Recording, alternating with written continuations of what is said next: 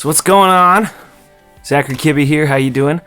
So I wanted to make this video because I noticed that there's not a lot of people talking about MIDI pedal boards these days and what they can really do. I'm not seeing any kind of rock guys out there saying, you know, hey, check out what MIDI can do and check out what Bliss can do for you, you know, especially if you're touring a lot. So I tour a lot, and you know, I wanted to build a rig that made sense for me. So basically, I wanted to talk today about my pedal board and what it does. I recently implemented MIDI into my pedal board, and it was a scary, daunting task, but I did it, and it works. I also went ampless. So I want to just real quick go over what my pedal board is, pedal by pedal. It's not very big. It's made to fit in a travel carry-on bag that can go on the plane with you, not under the plane. And it does a lot. So let's dive in. So first things first, it starts right here with the Sennheiser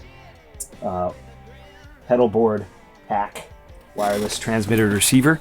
The transmitter is right here. It also comes with a cable, which is right here, and something to attach to your strap, which I do use when I'm standing up. Today I'm sitting down, so I just plugged it in and letting it wiggle around.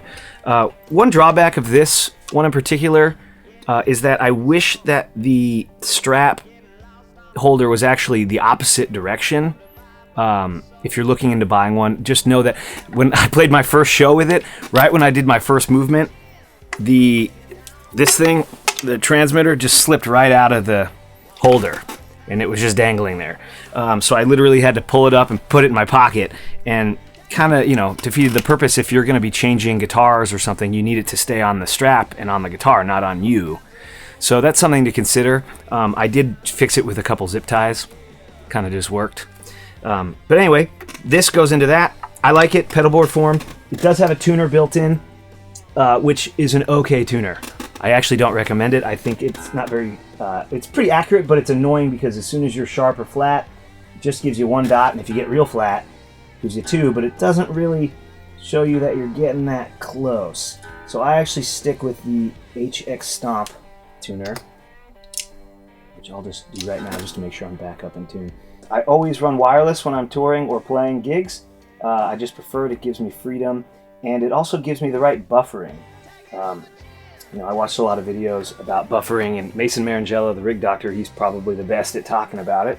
My rig isn't very long, as you'll see, but it's nice to have a little bit of buffering and adequate input volume. Because, you know, gain stages and stuff react differently, so you want to have consistent volume coming in. So from the Sennheiser, I go to the HX Stomp. Right now it has my song Somewhere to Put My Gold queued up. I have a billion songs, and I've done my best to try to put a bunch of them in here as best I can. I'll just start with this one because it's got some fun stuff that I did to it. There we are. Now feeding from this, it has an effects loop send, so I do the effects loop, and yep, we lift it up. This is the Vertex effects pedal board. This is their 17 by 10 inch version, which fits in a carry-on bag. So it lifts up, it's magnetic, so it's easy to lift up. No more screws and holding it down and trying to do crap and having to lift it up. Look at all that stuff hiding under the board. So that feeds to the infamous Automatone Preamp Mark II by Chase Bliss and Benson. Love it. It's amazing. Highly recommend it. It's going to be on my board forever. I love it so much. So this feeds out back to the HX Stomp. Let's click that back down. And then that actually feeds back down to my amp and cab simulator. That's right, going ampless. Amps are stupid. Amps are not stupid. I love them. I usually still track with them pretty much all the time. I did do one song with this just to see what it would sound like when I first got it, and it was dope. So anyway, out of here I go to two active DI boxes. I bought these because they were small. They sound pretty good. They've got a cab sim built in. I wouldn't recommend it.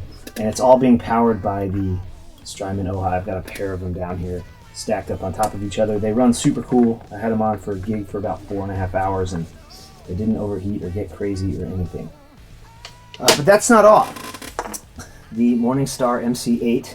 Love it so much, highly recommend it. If you're going MIDI, you gotta have this. There's some other ones that are pretty good. I recommend this one above all else. But this additionally controls my vocal effects. let me go through and show you just like an example of one of my songs, somewhere to put my gold. So it starts right when I hit the intro. Obviously the preamp changes because it's amazing. Go to like hit my main tone here. So this is how I've sort of built it. I try to go song by song and like, okay, the main tone is that, the solo is this. You'll see what wham up is and chorus licks are. But basically, this is the tone, and it sounds a bit like this. And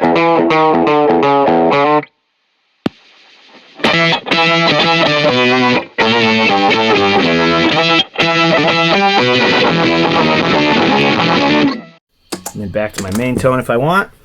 And then in the verses, I do this cool thing where I would need a whammy pedal to go. That's what I do on the recording, but I don't need to do that anymore because the HX Stomp can handle everything. And I've built it. If you don't watch the Morningstar videos on how to do stuff, do it because it's awesome. You can learn a lot. I learned how to do using a sine wave generator.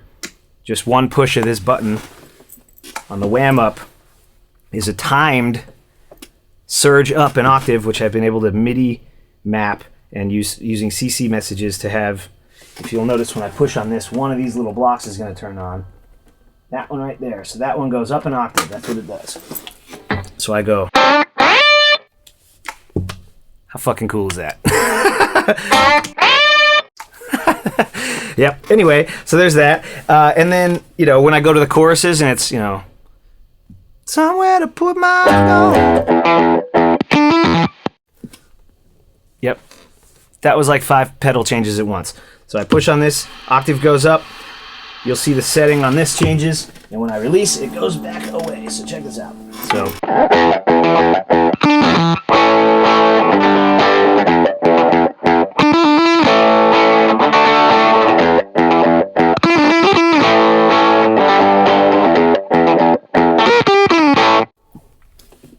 Instantaneous. I love it. MIDI is the way of the future for guitars and guitar pedals and guitar pedal boards and touring musicians. It's actually the way of the present. I think you got to get on it. It's expensive to get into, obviously, but it's amazing. It does some really, really cool stuff. Another good example is my song Life in Low Fidelity off my last record.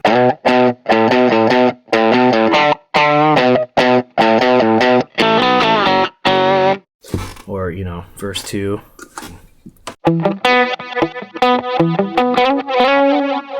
I mean, that's like 15 different effects happening. Like, on a tiny, tiny little board. Additionally, I talked about how this runs my vocal effects as well, so let's find a song that I've got some of that going on. Here we go, Hey Now, that's a good one. Hey Now's got a bunch of effects going on. So if you'll notice, this is just directly in, no effects added, nothing.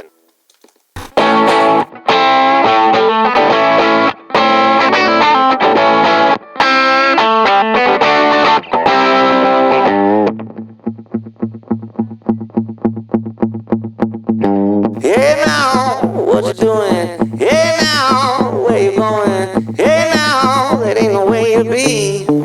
Little fun fact, I've actually never known the lyrics to this song, so I just make them up every time. Hey now, you stick around and see. Oh, oh, oh, oh, oh, oh, oh, oh, oh, oh, yeah. MIDI pedalboard, it's the best. So I basically can affect my voice. I can change the effects on my voice with one button, pushes and releases and channel changes, and I can push a button here and it changes a toggle on another page.